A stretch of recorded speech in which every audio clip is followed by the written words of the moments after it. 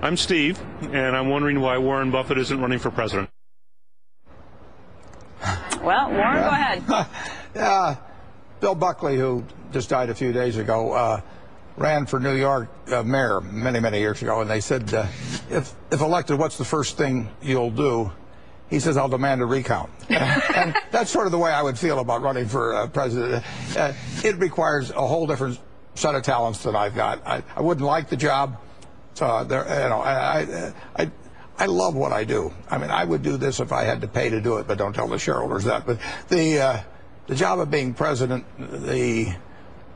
the compromises you'd have to make, it just wouldn't appeal to me at all. Okay, Joe, I know you have another question from Beck in the studio. I have to, and it just has to do, Warren, over the years you see commodity cycles and super cycles. I'm just wondering this time around, and not worried about the dollar notwithstanding, because that's the excuse everyone uses, but have we now passed the point of no return in terms of what we have on this planet and what we're using? Is the Malthusian nightmare finally here, or will we go back to where wheat doesn't cost, $50 a bushel? Yeah, well, ag commodities are a little tough. If I had to bet on where ag commodities would be 3 years from now, up or down, I wouldn't know which way to bet, but they look like they've had quite a run.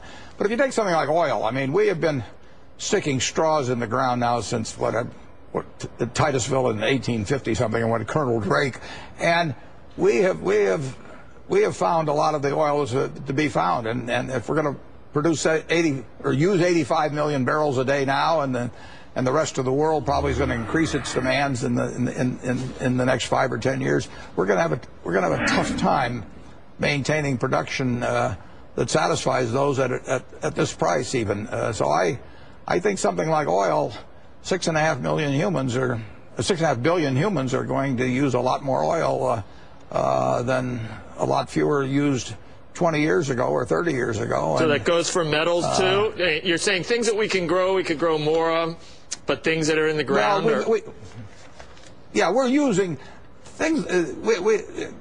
My son is turning out considerably more bushels of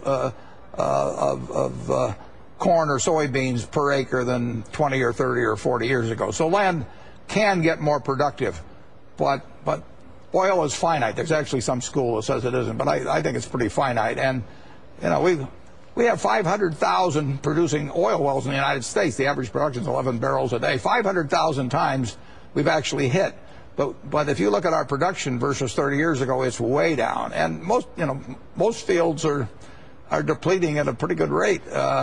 And with demand, if demand grows 1 million or 1.5 million barrels a day from year to year, and the present fields deplete, and we don't find the elephants in the future, right? Who knows what the equilibrium price will be? Well, with that in mind, some of the biggest bets, Warren, that they can talk about on this show are from the likes of Boone Pickens, who says he likes wind, or it's the tar sands, or it's a play on water here at GE.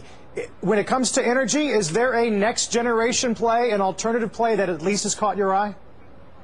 Well, we're using more and more wind. We have a big energy company, and for example, in Iowa, we have a lot of wind farms, and we're going to have more. So, sure, the world is going to attempt to do that, but that is not a big answer to the kind of energy demand that's coming along.